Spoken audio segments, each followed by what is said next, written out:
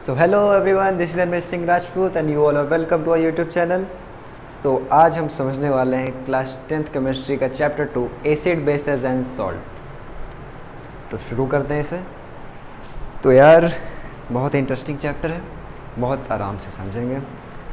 तो कंपाउंड्स जो भी हमारे होते हैं वो जनरली 3 कैटेगरी में उन्हें हम कैटेगराइज कर सकते हैं।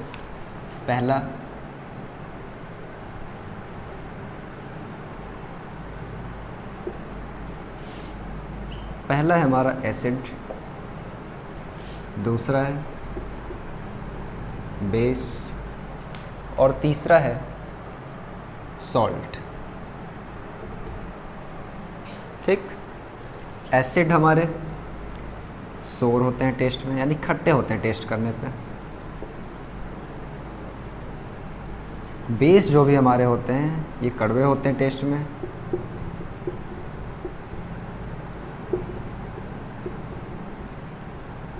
और सॉल्ट का जो टेस्ट होता है हमारा वेरी करता है।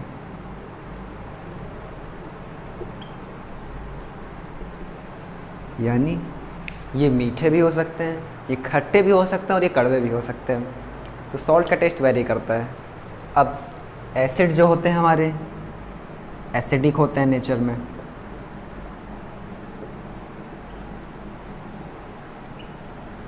बेस जो होते हैं हमारे ये बेसिक होते हैं नेचर में।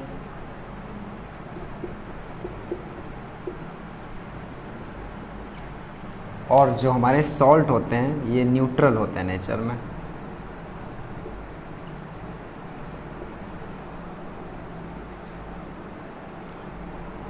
क्योंकि सॉल्ट हमारा एसिड और बेस का कॉम्बिनेशन होता है, तो जिस वजह से एसिड और बेस अगर सेम कंसंट्रेशन के हैं तो ये अपनी जो इनकी पावर है कैंसिल आउट हो जाती है, क्योंकि दोनों एक दूसरे को अपोज करते हैं और एक न्यूट्रल सॉल्ट बन के आता है हमारा। अब एसिड बेस और सॉल्ट को डीपली समझने से पहले एक चीज़ और आती है कि अगर हमें 3 टेस्ट ट्यूब दी गई हैं रैंडमली, जिसमें एसिड बेस और सॉल्ट है, और हमें पता करना है कि एसिड किस में है, बेस किस में है और सॉल्ट किस में है, तो हम कैसे पता करेंगे? क्या हर बार हम उसे टेस्ट करने वाले हैं? ये तो हम कर नहीं सकते हैं, क्योंकि अगर एसिड या बेस हमारा कंसनट्रेटेड हुआ या स्ट्रॉन्ग एसिड हुआ या बेस हुआ तो तब तो भाई साहब मतलब लेने के देने हो जाएंगे। तो इसलिए पिक्चर में आते हैं हमारे इंडिकेटर्स। तो इंडिकेटर क्या होता है? इंडिकेटर कुछ ऐसे सब्सटेंस होते हैं जो कि एसिडिक सोल्यूशन और बेसिक सोल्यूशन में डिफरेंट कलर्स देते हैं, जिससे हम उसमें डिफ्रेंशिएट कर पाते हैं कि एसिडिक सोल्यूशन ये है, बेसिक सोल्यूशन ये है। तो पहले हम इंडिकेटर्स को समझते हैं।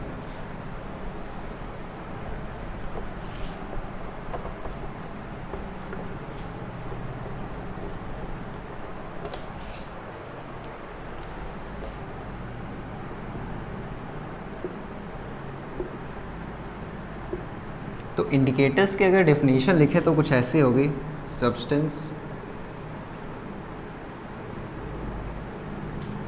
which give different color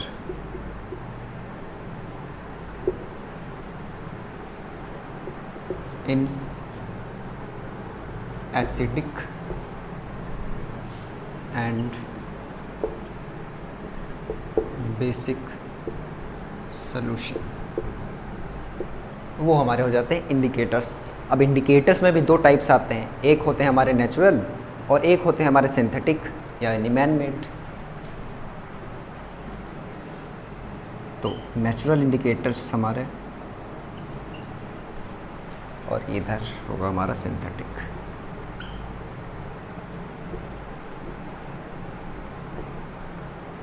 तो नेचुरल इंडिकेटर्स हमारे होते हैं जैसे लिटमस पेपर,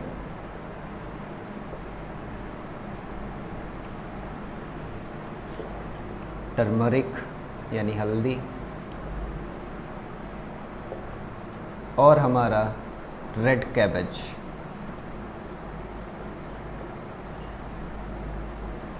वही सिंथेटिक इंडिकेटर्स हमारे होते हैं जैसे मेथिल ऑरेंज,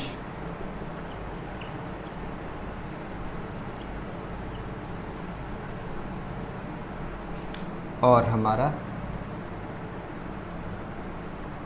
फिनोल्फथैलीन।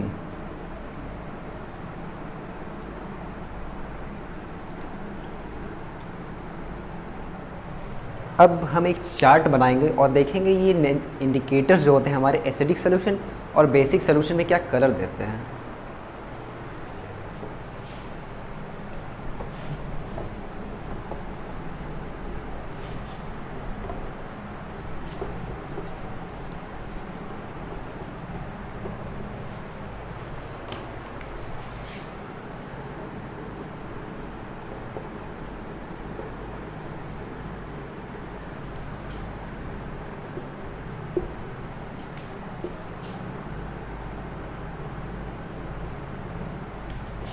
पहला आता है हमारा लिटमस पेपर, सबसे कॉमन इंडिकेटर, सबसे ज़्यादा पूछा भी जाता है। तो लिटमस पेपर बेसिकली हमारे दो कलर के होते हैं, एक होता है हमारा रेड और एक होता है हमारा ब्लू। तो एसिडिक सोल्यूशन में जब हम ब्लू लिटमस डालते हैं तो वो रेड में चेंज हो जाता है।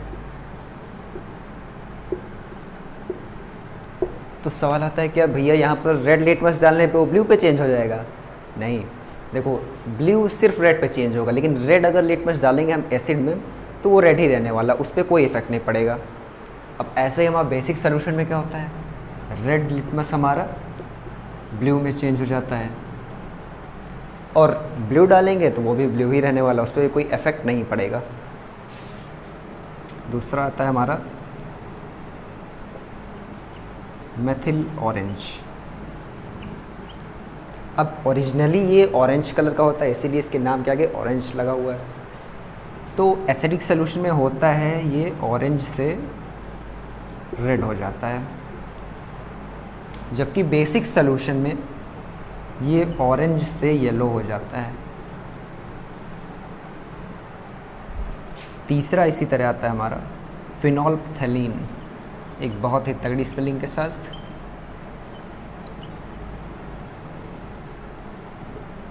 अब ओरिजिनल कलर जो इसका होता है वो होता है कलरलेस, यानी जैसे हमारा पानी होता है कलरलेस। तो एसिडिक सोल्यूशन में इस पर कोई इफेक्ट नहीं पड़ता है और ये कलरलेस ही रहता है।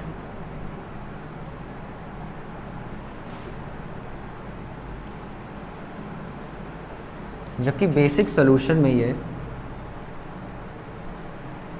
कलरलेस से पिंक हो जाता है। ओके, अब चौथा आता है हमारा टर्मरिक। अब ओरिजिनल कलर इसका येलो होता है तो पता ही है हम सबको, तो एसिडिक सोल्यूशन में इसके कलर पे कोई इफेक्ट नहीं पड़ने वाला है। पर बेसिक सोल्यूशन में इसका कलर येलो से रेड हो जाएगा। और आखिरी है हमारा रेड कैबेज। अब नाम में ही रेड है, यानी कि ओरिजिनल कलर इसका रेड होने वाला है। तो इसमें भी वही चीज़, एसिडिक सोल्यूशन में इसके कलर पे कोई इफेक्ट नहीं पड़ेगा और जबकि बेसिक सोल्यूशन में इसका कलर रेड से ग्रीन हो जाएगा। तो ये थे हमारे इंडिकेटर्स और उनके कलर एसिडिक और बेसिक सोल्यूशन में। अब लिटमस पेपर पे कई बार होता है बच्चे कंफ्यूज हो जाते हैं कि red to blue, blue to red क्या किस में हो रहा है। तो इसे याद करने की दो ट्रिक हैं, पर दोनों एक साथ मत याद करना, एक याद करना तो दूसरी मत याद करना, क्योंकि दोनों अपोजिट हैं एक दूसरे के।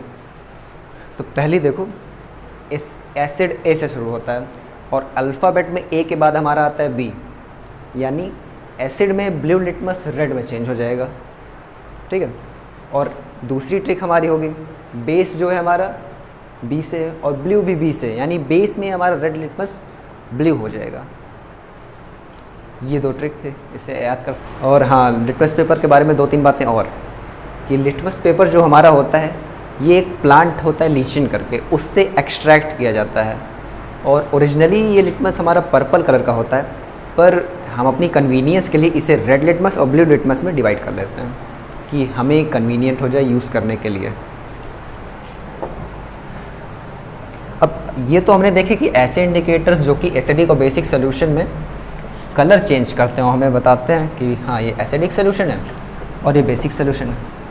पर कुछ ऐसे भी इंडिकेटर्स होते हैं जो एसिडिक और बेसिक सोल्यूशन में अपनी स्मेल चेंज करते हैं और हमें बताते हैं कि ये एसिडिक सोल्यूशन और ये बेसिक सोल्यूशन है। और उन इंडिकेटर्स को हम कहते हैं ऑल्फैक्टरी इंडिकेटर्स।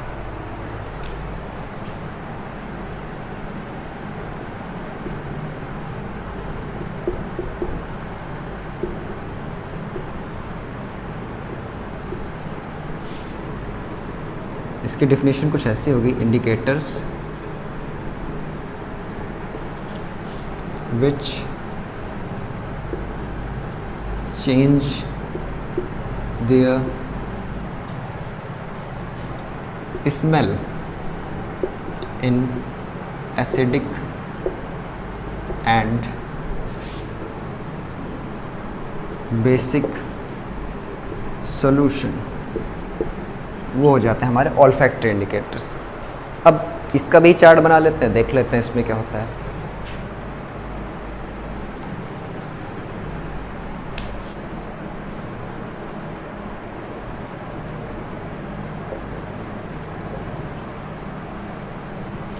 ये हो गया एसिड और बेस। तो पहला इंडिकेटर होता है हमारा अनियन और दूसरा होता है हमारा वनीला। अब ऑनियन और वनीला इन दोनों की एक कैरेक्टरिस्टिक स्मेल होती है कि जैसे हम उसे स्मेल करें तो हमको पता चले हाँ यार वो ऑनियन रखा है और फिर हाँ यार वो वनीला रखा है उधर। जैसे कभी कभी होता नहीं, मम्मी कोई सब्ज़ी बना रही होती है और तुम किचन में पहुँचते हो, सडनली कहते हो मम्मी आज ये सब्ज़ी बन रही है क्या, तो एक कैरेक्टरिस्टिक स्मेल आती है उस सब्ज़ी की ना। तो उसी तरह इनकी भी कैरेक्टरिस्टिक स्मेल होती है। अब होता क्या है, एसिडिक सोल्यूशन में जो ओनियन की स्मेल होती है हमारी वो मेंटेन रहती है, यानी वो डिस्ट्रॉय नहीं हो पाती है।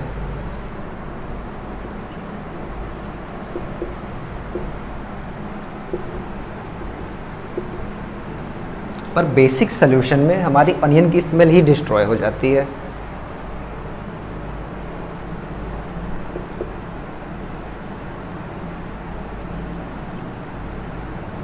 और यही सेम चीज़ हमारी होती है वनीला के साथ में। एसिडिक सोल्यूशन में स्मेल मेंटेन रहती है, जबकि बेसिक सोल्यूशन में स्मेल डिस्ट्रॉय हो जाती है।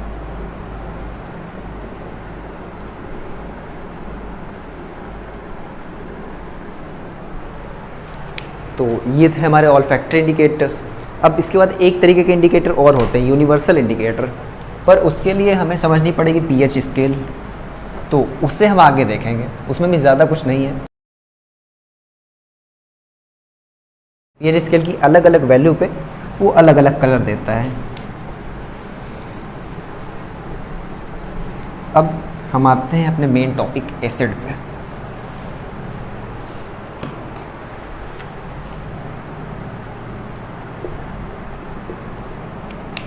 तो यार देखो, एसिड जो होता है हमारा, इसको हम कई डेफिनेशन से डिफाइन कर सकते हैं, पर हमारे एक साइंटिस्ट हुआ करते थे आर्हेनियस, उन्होंने एक कॉन्सेप्ट दिया था कि एसिड वो सब्सटेंस या कंपाउंड होते हैं जो कि पानी में मिलने पर, वाटर में मिलने पर हाइड्रोजन आयन या फिर हाइड्रोनियम आयन देते हैं, रिलीज़ करते हैं।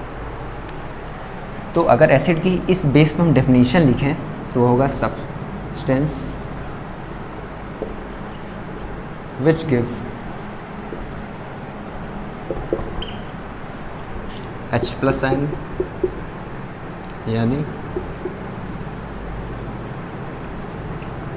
हाइड्रोजन आयन, और H3O+ आयन, यानी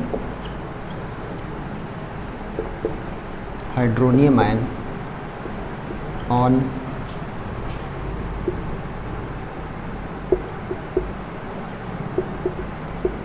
डिज़ोल्विंग इन वाटर। यानी पानी में देखो, एसिड में होता क्या है ऐसा कि पानी में एसिड जब जाता है तो वो आयंस में ब्रेक हो जाता है, एक तरफ नेगेटिव आयन एक तरफ पॉजिटिव आयन, मतलब आयनाइज हो जाता है और H+ आयन देता है, और इसे ही हम कहते हैं एसिडिक नेचर उसके पास हो जाता है, मतलब वो एसिड हो जाता है। तो एसिड भी हमारे दो तरीके के होते हैं, एक ऑर्गेनिक एक मिनरल। पहला है हमारा ये ऑर्गेनिक और दूसरा है मिनरल एसिड। तो ऑर्गेनिक एसिड जो हमारा होता है वो नेचुरल चीज़ों में पाया जाता है, समझे।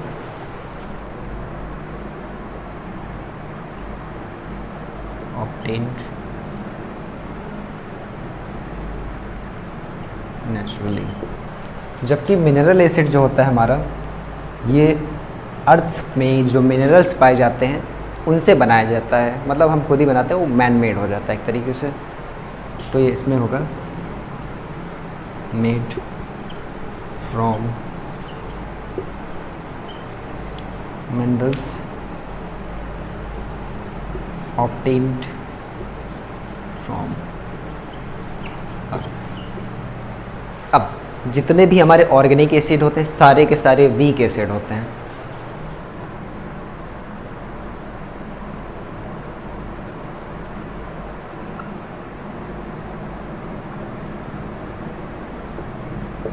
पर मिनरल एसिड स्ट्रॉन्ग एसिड होते हैं, पर यहाँ भी एक एक्सेप्शन है कि मिनरल एसिड में सिर्फ एक ही ऐसा एसिड होता है कार्बोनिक एसिड, जो कि वीक एसिड होता है। बाकी सारे मिनरल एसिड जो होते हैं हमारे सभी के सभी स्ट्रॉन्ग होते हैं।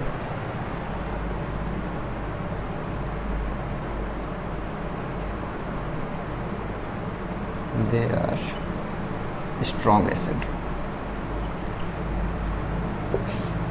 Accept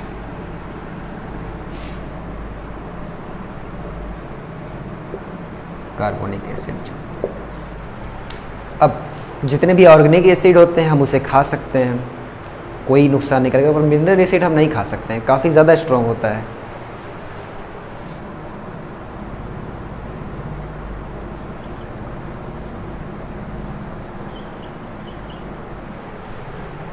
We can't eat them.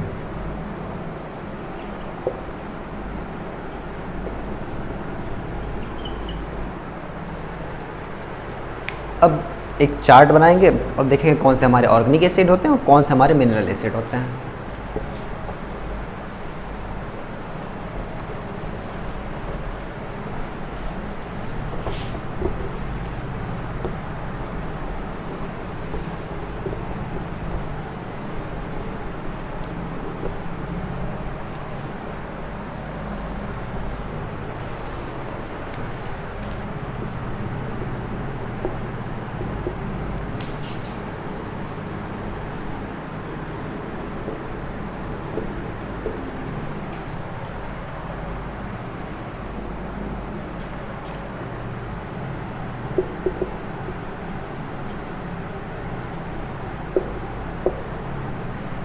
तो ऑर्गेनिक एसिड होते हैं हमारे जैसे ऑक्जेलिक एसिड, ये हमारा टमाटर यानी टोमेटो में पाया जाता है। दूसरा होता है हमारा टार्ट्रिक एसिड,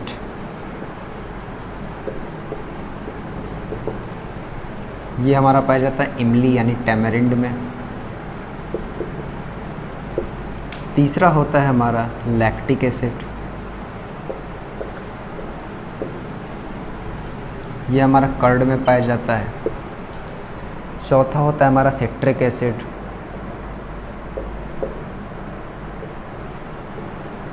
ये हमारा लेमन और बाकी जो सिट्रस फूड होते हैं जैसे कि ऑरेंज वगैरह इन सब में पाया जाता है। अगला होता है हमारा फॉर्मिक एसिड, ये हमारा आंट स्टिंग यानी चींटियों में।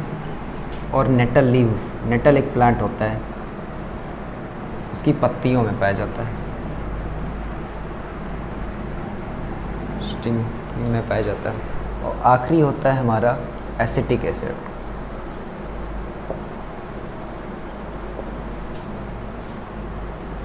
ये हमारा विनेगर यानी सिरके में पाया जाता है।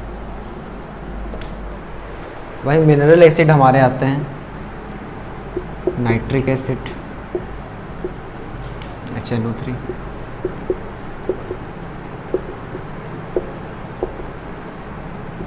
हाइड्रोक्लोरिक एसिड HCl,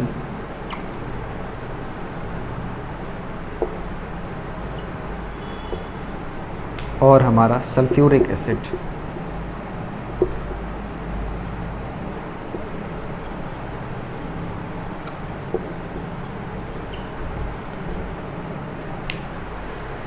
तो गौर कर रहे हो कुछ?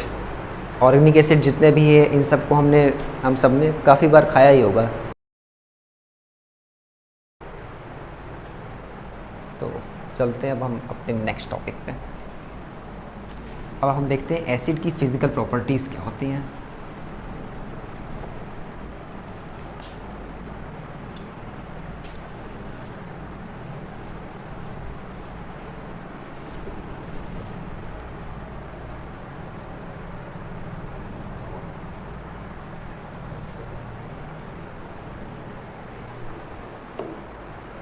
अब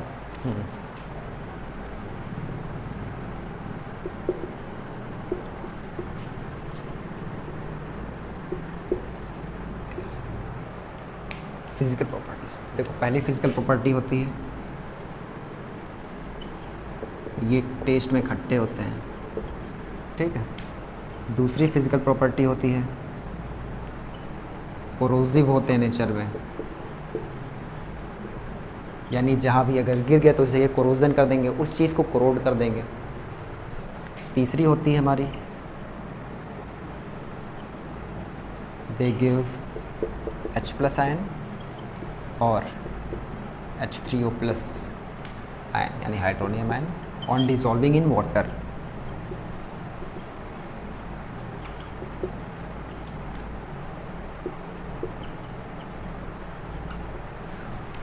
और चौथी होती है हमारी दे कंडक्ट इलेक्ट्रिसिटी।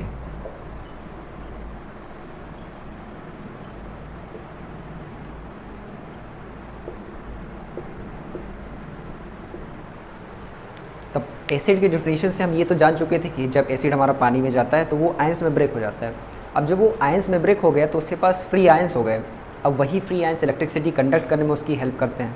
तो यहीं पर एक क्वेश्चन ये भी बनता है कि जो हमारा डिस्टिल्ड वाटर होता है वो इलेक्ट्रिसिटी नहीं कंडक्ट करता है, जबकि हमारा जो रेन वाटर होता है वो इलेक्ट्रिसिटी कंडक्ट करता है। तो ये कैसे होता है? जब रेन वाटर आ रहा होता है तो एटमॉस्फेयर में कई सारी एसिडिक गैसेज होती हैं, कार्बन डाइऑक्साइड जैसे सल्फर, नाइट्रोजन। तो वो कार्बन डाइऑक्साइड से रिएक्ट करता है और कार्बोनिक एसिड फॉर्म कर लेता है। अब कार्बोनिक एसिड फॉर्म भी है पर एक्वस उसमें है, वो एक्वस मीडियम है यानी पानी है उसमें। तो एसिड जो है आयंस में ब्रेक हो जाएगा और हमारा रेन वाटर इलेक्ट्रिसिटी कंडक्ट करेगा। अब हम समझते हैं इसकी केमिकल प्रॉपर्टीज़।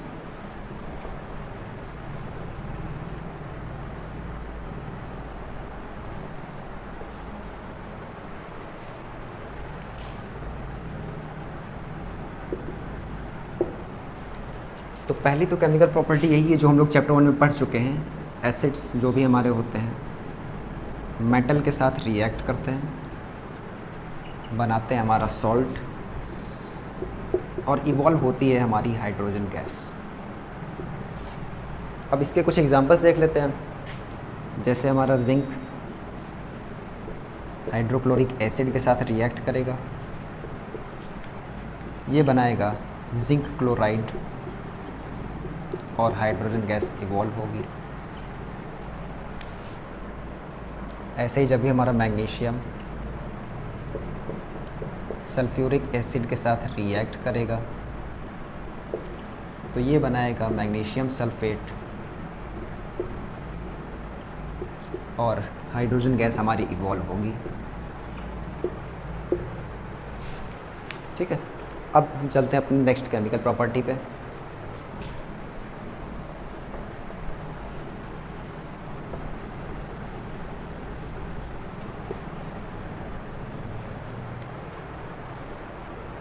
अब हमारी नेक्स्ट केमिकल प्रॉपर्टी है जब भी हमारा मेटल कार्बोनेट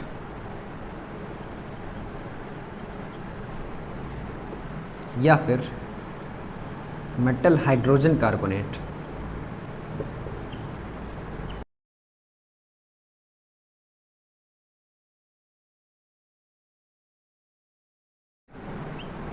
एसिड के साथ रिएक्ट करेगा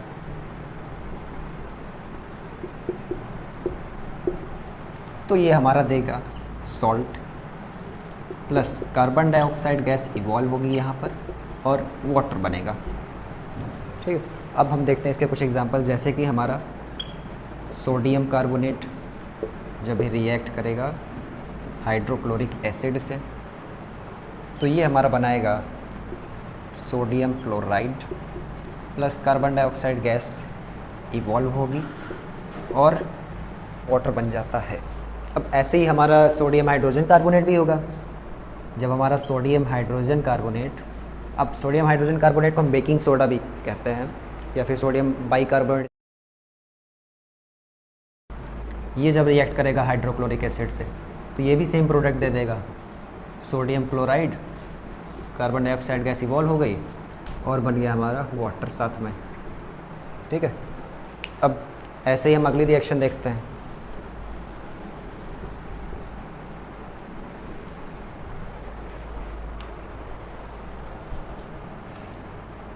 जब भी हमारा पोटेशियम कार्बोनेट रिएक्ट करेगा सल्फ्यूरिक एसिड के साथ तो ये बनाएगा हमारा potassium sulphate plus carbon dioxide gas evolve होगी और वाटर बनेगा। अब ऐसे ही हमारा जब पोटेशियम हाइड्रोजन कार्बोनेट रिएक्ट करेगा सल्फ्यूरिक एसिड से तो ये भी सेम चीज़ बना देगा, K2SO4 यानी potassium sulphate, carbon dioxide gas evolve हो गई और वाटर। अब यहाँ कार्बन डाइऑक्साइड गैस बहुत इवॉल्व हो रही है और इसको देख के इसका टेस्ट पूछ लिया गया तो क्या कहोगे? तो इसका टेस्ट अब हम लोग जानेंगे, कार्बन डाइऑक्साइड गैस का टेस्ट क्या होता है। देखो पहला तो यही होता है यार कि ये कंबशन को जो है अपोज करती है, तो कंबशन कोई भी अगर जलती हुई चीज़ हम इसके पास लाएंगे तो वो इसे बुझा देगी, है ना। और दूसरा होता है जब भी हम कैल्शियम हाइड्रोक्साइड यानी लाइम वाटर से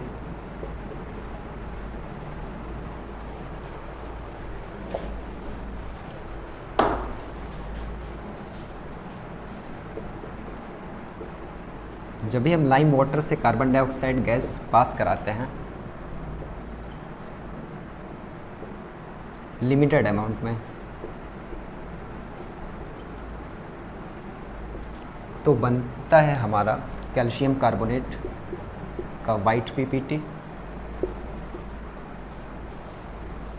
और वाटर। अब यही कार्बन डाइऑक्साइड गैस अगर हम एक्सेस अमाउंट में पास करा दें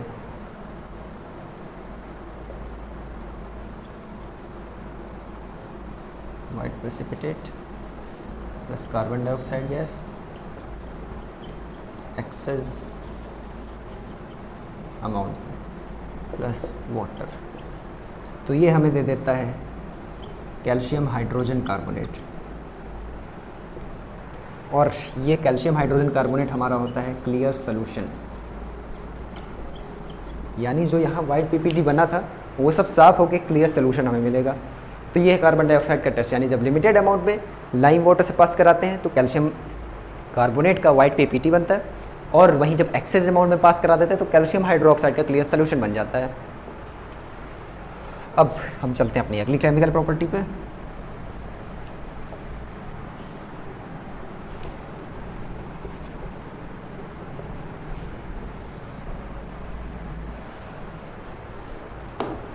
अब इसमें क्या है, तीसरे, जब भी हमारा एसिड किसी बेस के साथ रिएक्ट करता है तो हमारा एक प्रोड्यूस होता है सॉल्ट और वाटर।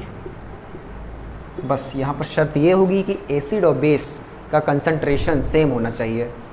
अगर स्ट्रॉन्ग एसिड है तो स्ट्रॉन्ग बेस हो, वीक एसिड है तो वीक बेस हो। और इस रिएक्शन को हम कहते हैं न्यूट्रलाइजेशन रिएक्शन।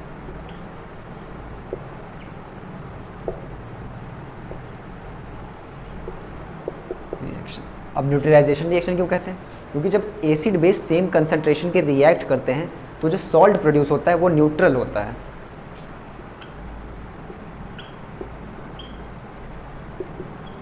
क्योंकि एसिड और बेस एक दूसरे के इफेक्ट को कैंसिल कर देते हैं और सॉल्ट हमारा न्यूट्रल प्रोड्यूस हो जाता है। ये वैसा ही है बिल्कुल जैसे कि बीच में अगर एक ब्लॉक रख दिया जाए, इस पर इधर से 5 न्यूटन की फोर्स लगाई जाए और इधर भी 5 न्यूटन की फोर्स लगाई जाए और ये हमारी है मिड लाइन, तो क्या ब्लॉक ये हिलेगा? नहीं हिलेगा ना। तो वैसा ही इसमें भी होता है, अगर एसिड और बेस सेम कंसंट्रेशन के हैं तो वो एक दूसरे के इफेक्ट को कैंसिल करके बनाएंगे एक न्यूट्रल सॉल्ट। इसका एग्जांपल देखते हैं हम लोग। जैसे हमारा सोडियम हाइड्रोक्साइड स्ट्रॉन्ग बेस है, रिएक्ट करेगा हाइड्रोक्लोरिक एसिड से, स्ट्रॉन्ग एसिड है, तो बनेगा हमारा सोडियम क्लोराइड जो कि एक न्यूट्रल सॉल्ट है, कॉमन सॉल्ट भी कहते हैं इसे, हम इसे रोज़ खाते हैं, और बनेगा हमारा वाटर। और वैसे ही जब भी हमारा पोटेशियम हाइड्रोक्साइड रिएक्ट करेगा सल्फ्यूरिक एसिड के साथ, तो ये बनाएगा हमारा पोटेशियम सल्फेट और वाटर। और यही है हमारे एसिड बेस की रिएक्शन। अब एक चीज़ यहाँ समझने वाली है कि कभी कभी होता क्या है, ज़्यादा खाने की वजह से हमारे पेट में HCl जो सिक्रेट होता है उसका अमाउंट बढ़ जाता है, तो जिसकी वजह से हमें एसिडिटी की प्रॉब्लम हो जाती है। तो ये पढ़ के तो हम ये जान चुके कि एसिड को, अगर एसिड के इफ़ेक्ट को कम करना है तो उसे बेस के साथ ट्रीट करना पड़ेगा। तो इससे हम ये कह सकते हैं कि जब भी हमारे पेट में एसिड का अमाउंट बढ़ जाता है तो हमें कुछ बेसिक सोल्यूशन लेना चाहिए जिससे कि एसिड हमारा न्यूट्रलाइज हो जाए जो एक्सेस अमाउंट में है, और हमें एसिडिटी से रिलीफ मिले। और इसीलिए हम जो है जब भी एसिडिटी होती है तो उसका ट्रीटमेंट या तो मिल्क ऑफ मैग्नीशिया से करते हैं, और या फिर हम बेकिंग सोडा का सोल्यूशन लेते हैं। तो जैसे हमारा मिल्क ऑफ मैग्नीशिया हमारा होता है मैग्नीशियम हाइड्रोक्साइड। अब ये बेसिक होता है नेचर में और इसका कॉमन नेम है मिल्क ऑफ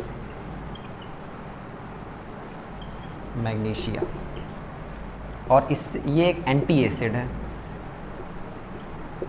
एंटी एसिड मतलब एसिड का एंटी, जो एसिड के इफेक्ट को न्यूट्रलाइज करे या रोक दे, वो होगा एंटी एसिड। और इसी तरह हमारा होता है सोडियम हाइड्रोजन कार्बोनेट, यानी हमारा बेकिंग सोडा।